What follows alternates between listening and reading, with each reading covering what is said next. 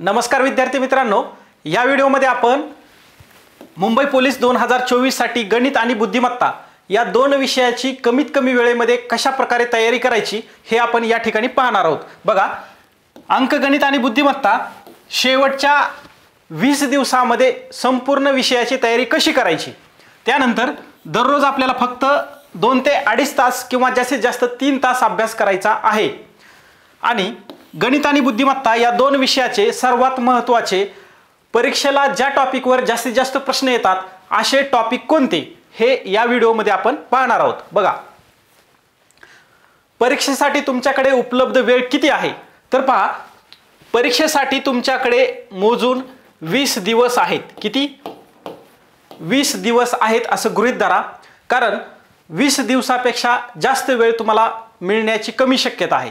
कदाचित 5 ते 10 दिवस तुम्हाला एक्स्ट्रा या 20 दिवसापेक्षा मिळू शकतात, परंतु तुम्हाला 20 दिवसाचंच नियोजन करायचं आहे, कारण राहिलेले जे दिवस आहेत त्यावर मी नंतरच्या व्हिडिओमध्ये बोलणार आहे की राहिलेल्या 5 ते 10 दिवसामध्ये नेमकं तुम्ही आता काय केलं पाहिजे हे मी तुम्हाला त्यावेळेस सांगतो। परंतु सध्या जे आहे ते तुमच्याकडे 20 दिवस आहेत, म्हणजेच 30 तारखेपर्यंत तुमच्याकडे 20 दिवस आहेत आणि या 20 दिवसाचंच नियोजन तुम्हाला या व्हिडिओप्रमाणे करायचं आहे। तर बघा, नियोजन करत असताना तुम्हाला काही गोष्टी लक्षात घ्यायच्यात की डेली तुम्हाला कमीत कमी 2 ते 2.5 तास तुम्हाला अभ्यास करायचा आहे, किंवा ज्यांचं गणित आणि बुद्धिमत्ता वीक आहे त्यांनी थोडासा जास्त वेळ दिला तरी सुद्धा चालतंय, त्यांनी 3 तास तयारी करा। त्यानंतर बघा, शक्यतो तुमचं गणित आणि बुद्धिमत्ता जो विषय आहे तो दुपारच्या सेक्शनमध्ये घ्या, सकाळी शक्यतो घेऊ नका, कारण सकाळी तुमचं जीएस किंवा मराठी जे रेग्युलर सुरू असेल तर तेच असू द्या। गणित आणि बुद्धिमत्ता दुपारच्या नंतर घेतलं तर ते बेटर राहील, संध्याकाळच्या वेळीच घेतलं तरी तुमचं चांगलं राहील। तर वेळेचं नियोजन करताना तुम्ही 20 दिवसाचंच नियोजन करायचं आहे आणि 20 दिवसामध्ये तुमची संपूर्ण तयारी झाली पाहिजे। ह्या दोन विषयाची तयारी झालीच पाहिजे। कशी झाली पाहिजे ते पण आपण बघणार आहोत।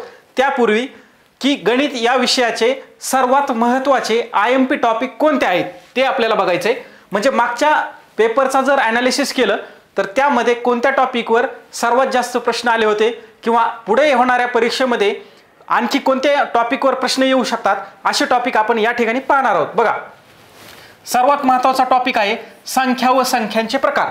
हा टॉपिक अतिशय महत्त्वाचा आहे। जवळपास 350 ते 400 प्रश्न 2023 ला ज्या काही वेगवेगळ्या जिल्ह्याच्या परीक्षा झाल्या होत्या, तर 350 ते 400 प्रश्न ह्या संख्या व संख्यांचे प्रकार या टॉपिकवर विचारलेले होते। त्यामुळे हा टॉपिक परीक्षेच्या दृष्टिकोनातून खूप महत्त्वाचा आहे। या टॉपिकमध्ये भरपूर सिलेबस येतो, तर हा टॉपिक तुम्ही व्यवस्थित करायचा आहे। या टॉपिककडे अजिबात दुर्लक्ष करायचं नाही।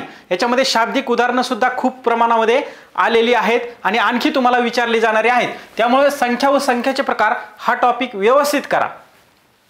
त्यानंतर हे गुणाकार, भागाकार, बेरीज, वजाबाकी हे म्हणजे कॉमन टॉपिक आहे, तुम्ही आतापर्यंत केलेलेच आहे, त्याला जास्त आता वेळ देण्याची गरज नाही। हे प्राथमिक क्रियावर आधारित उदाहरणे म्हणजे चलन वगैरे दिलेले असतात, तर ते त्यानंतर परिमेय संख्या, संख्यारेषा, नाणी व नोटा हे म्हणजे कॉमन टॉपिक आहेत। या टॉपिकला तुम्ही आता जास्त वेळ नाही दिला तरी सुद्धा चालू शकते। विभाज्यतेच्या कसोट्या यावर कमीत कमी एक प्रश्न तुम्हाला येतच असतो, त्यामुळे याच्याकडे सुद्धा दुर्लक्ष करू नका। त्यानंतर महत्त्वाचा टॉपिक आहे लसावी मसावी, लसावी आणि मसावी। तर हा टॉपिक खूप महत्त्वाचा आहे। या टॉपिकवरच बरेचसे टॉपिक सुद्धा आधारित आहेत, त्यामुळे या टॉपिककडे दुर्लक्ष करू नका, ह्याच्यावर थोडंसं जास्त लक्ष द्या। वर्ग, वर्गमूळ, घन, घनमूळ, अपूर्णांक, अपूर्णांकामध्ये व्यवहारी दशांश, आवर्ती दशांश हे तुम्ही अगोदर केलेलं आहे, आतापर्यंत तुम्ही हे केलेलं आहे, त्यामुळे या टॉपिकला जास्त महत्त्व देऊ नका। इथं बघा, संख्या व संख्याचे प्रकार, लसावी मसावी, तर हे महत्त्वाचं आहे। आता नाणी व नोटा याच्यामध्ये विशेष असं अवघड काही नाही, तुम्ही आतापर्यंत जी उदाहरणं सोडवली त्याच्यापैकीच त्याच टाईपवर एखादं उदाहरण येणार आहे, तुम्हाला नवीन येईल असं नाही। घातांक ह्याच्यावर जास्त उदाहरणं नसतात। त्यानंतर बघा, नदीचा प्रवाह व वेग यावर मागच्या 2 वर्षापासून बऱ्याच जिल्ह्यामध्ये एखादा दुसरा प्रश्न येत आहे, तर हे सुद्धा त्या टाईपचे प्रश्न तुम्ही सोडवा।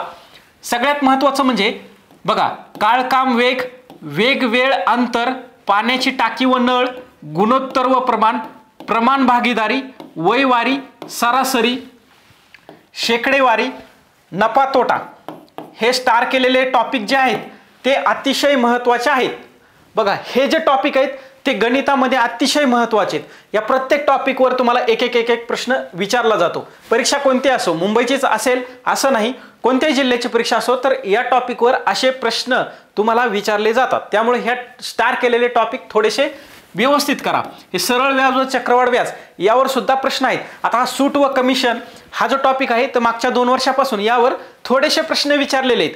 तर तुम्ही तेवढे प्रश्न सोडवले तरी चालते, एक्स्ट्रा काही करण्याची गरज नाही. पण हे स्टार केलेले गणिताचे टॉपिक जे आहेत ते परीक्षेच्या दृष्टिकोनातून अतिशय महत्त्वाचे आहेत. तर या टॉपिकवर तुम्ही आता जास्तीत जास्त भर द्यायचा आहे. बाकीचे टॉपिक जे आहेत ते बाकीच्या टॉपिकमध्ये जास्त वेळ घालवायचा नाही. येते लक्षामध्ये? तर हे गणिताचे टॉपिक झाले. त्यानंतर बघा बुद्धिमत्ता विषयाचे सर्वात महत्त्वाचे टॉपिक पाहायचे आपल्याला. बुद्धिमत्ताचे टॉपिक पाहत असताना हे अक्षरमाला, विसंगत घटक ओळखणे, लयबद्ध अक्षरमाला, परस्पर संबंध, सांकेतिक लिपी. हा सांकेतिक लिपीवर तुम्हाला 100% एक प्रश्न असतो.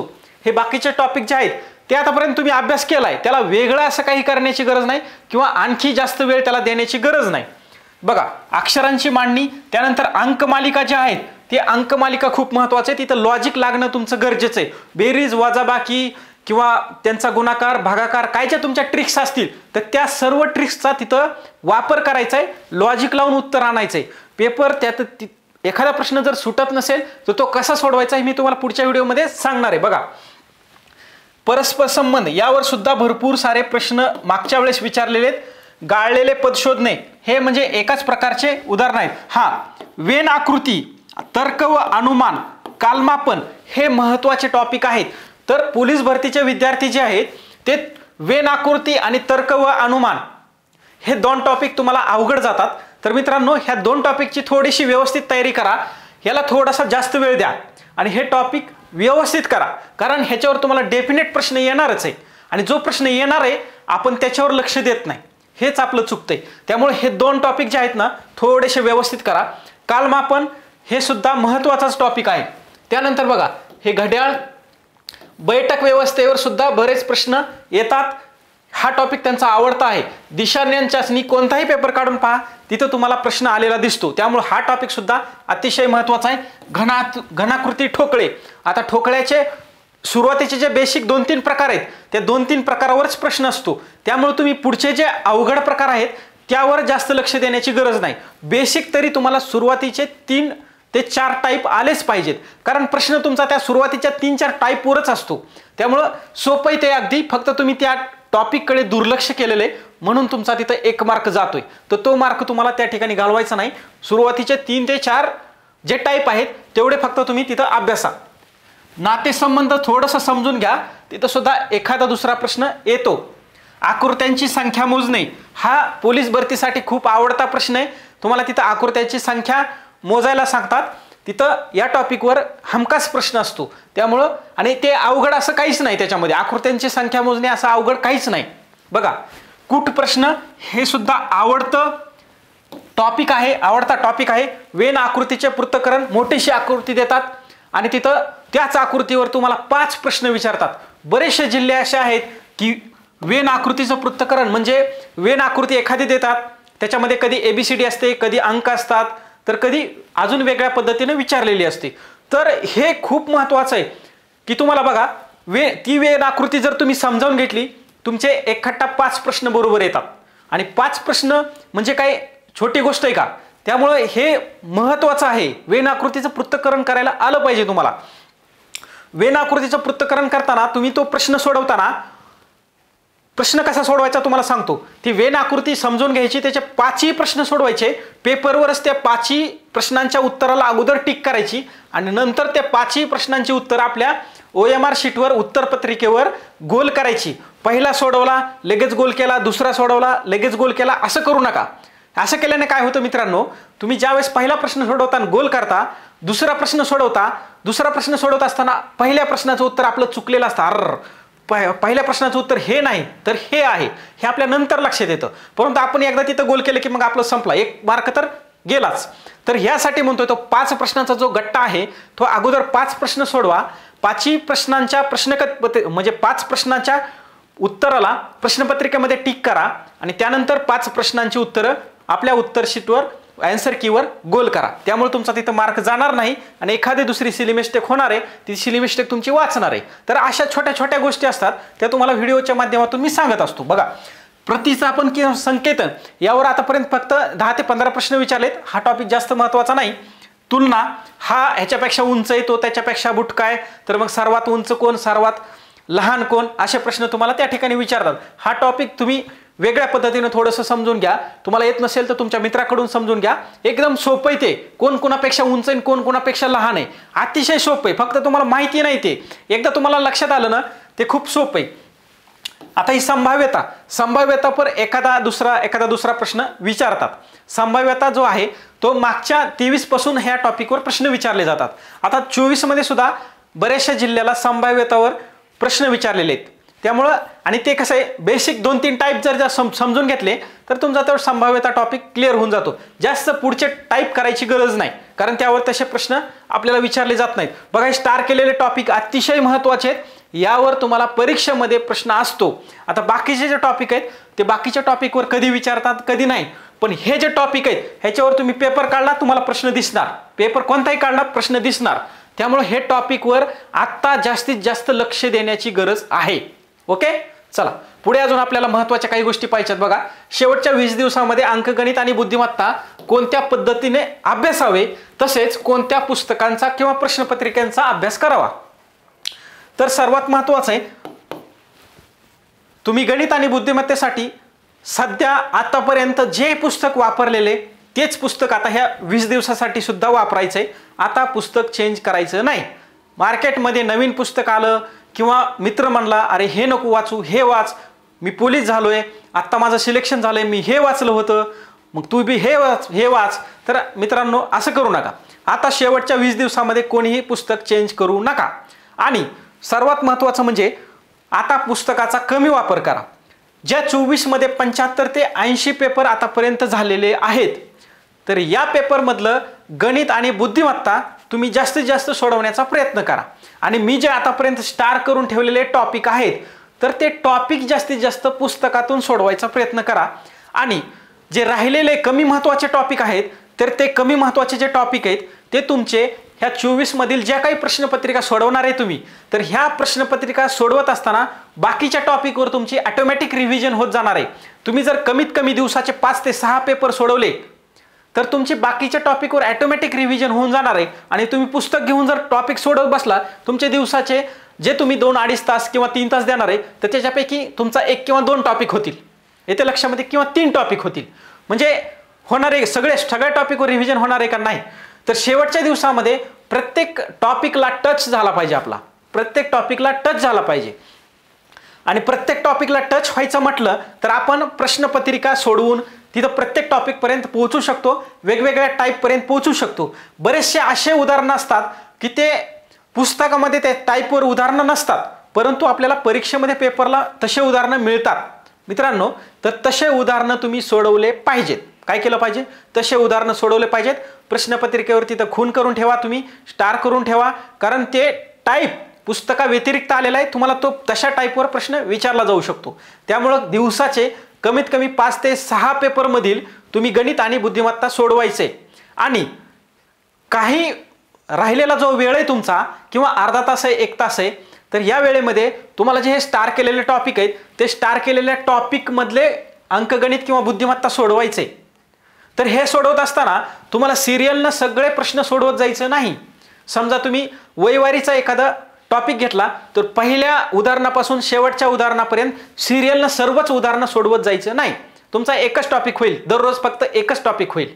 मग एक टॉपिक होऊन चालेल का, बाकीचे तोपर्यंत विसरून जातील आपले. असं करायचं नाही. तुम्ही एखादा टॉपिक घेतला, समजा वैवारी घेतला किंवा दिशाज्ञान चाचणी घेतली, तर त्याच्यावरचे जे टाईप आहेत वेगवेगळ्या प्रकारचे ते फक्त टाईप सोडवत पुढे चालायचे. काय करायचंय, फक्त टाईप सोडवायचा. टाईप 1 त्याचं उदाहरण सोडवायचं. तुमचं उदाहरण जर चुकलं तर त्याच टाईपवरचं पुढचं आणखी एक उदाहरण सोडवा. येते लक्षामध्ये. मग असं सोडवा तुम्ही. त्यावेळेला काय होईल, तुमचा वेळ वाचेल आणि वेळ वाचून बाकीच्या टॉपिकवर सुद्धा तुमच्या रिव्हिजन होईल. ओके.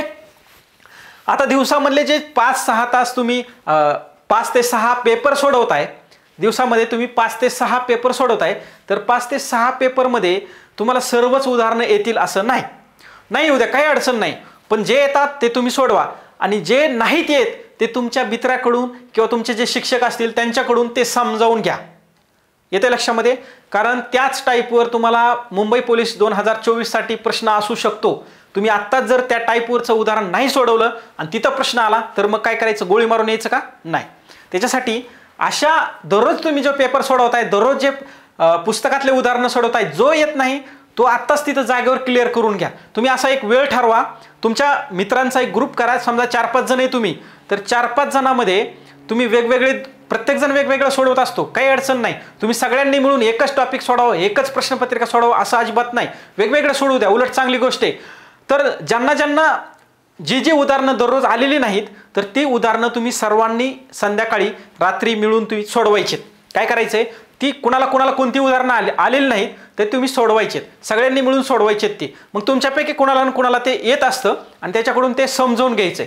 ओके, तर या पद्धतीनं तुम्ही 20 दिवसामध्ये तयारी करायची. त्यानंतर सर्वात महत्त्वाचं आहे की गणित आणि बुद्धिमत्ता विषयावर फक्त 3 तासामध्ये आपल्याला रिव्हिजन करायचे. आता रिव्हिजन करत असताना हे जे 3 तासात रिव्हिजन करायचे म्हटलं तर तुम्हाला काय करायचंय, सर्वात महत्त्वाचं गणिताची काही सूत्र आपल्याला लक्षातच ठेवावी लागतात. तुम्ही कितीही म्हटलात की मी ट्रिक्सनुसार सोडवतो, मी सूत्राशिवाय गणित सोडवतो, मी सूत्राशिवाय गणित शिकवतो, असं म्हणलं ना ते खूप चुकीचं असतं. इनडायरेक्ट तिथं सूत्रच वापरलेलं असतं, परंतु सांगताना फक्त तो सूत्र सांगत नाही आणि वापरतो तर सूत्र फक्त सांगत नाही. तो म्हणजे सूत्र इथं असं वापरलं, हे इथं घ्या तिथं घ्या, मग ते सूत्रातच सांगितलेलं असतं ना. येते लक्षामध्ये? म्हणजे काही महत्त्वाची जी सूत्र आहेत ती आपल्याला लक्षातच ठेवावी लागतात. तर ती अशी सूत्र थोडेसे 4-5 पानावर ते छोटे छोटे आत्ताच तुमच्या भाषेमध्ये लिहून काढा. कारण शेवटच्या जे 4 दिवस राहतील, आपल्याकडे 8 दिवस राहतील, तर शेवटच्या दिवसामध्ये आपल्याला ती 4-5 पानाची नोट्स जी आहे किंवा 10 पानाची जी नोट्स आहे आपली, की त्याच्यावर सूत्र लिहिलेत, वर टॉपिक लिहिलं आहे, त्या टॉपिकमधली आपल्याला कोणती सूत्र महत्त्वाची लक्षातच ठेवावी लागतात, त्याशिवाय ही उदाहरणं सुटतच नाहीत. अशी जर काही सूत्र असतील तर ती सूत्र तुम्ही आतापासूनच बाजूला लिहून ठेवत चला. किंवा काही विद्यार्थ्यांनी लिहूनही ठेवलेले असतील, त्याच्यावर सातत्यानं रिव्हिजन करत चला. त्याच वेळेस तुम्हाला हे 2 तास 3 तासामध्ये अंकगणित आणि बुद्धिमत्ता या विषयावर रिव्हिजन होणार आहे. येते लक्षामध्ये? तर त्यासाठी तुम्ही आता मी जे सांगतोय या पद्धतीनं जर 20 दिवसामध्ये तुम्ही अभ्यास केला तर तुमचं आणखीन ही वेळ गेलेली नाही. 20 दिवसामध्ये परिपूर्ण अभ्यास होऊ शकतो. येते लक्षामध्ये? त्यामुळं परफेक्ट करायचं असेल तर 20 दिवसामध्ये तुम्ही करा. आता नवीन विद्यार्थी जे आहेत त्या नवीन विद्यार्थ्यांनी या व्हिडिओत सांगितल्याप्रमाणे अभ्यास करू नका. तुमच्यासाठी वेगळा व्हिडिओ येणारच आहे. स्पेशल मुंबई पोलीस 2024 साठी जे तयारी करतात त्यांच्यासाठी हा खास व्हिडिओ आहे आणि त्यांनी याच पद्धतीने अभ्यास करायचा आहे. तुमचं गणित बुद्धिमत्ता 100% परफेक्ट झाल्याशिवाय राहणार नाही. ओके, चला भेटूया पुढच्या व्हिडिओमध्ये. थँक्यू.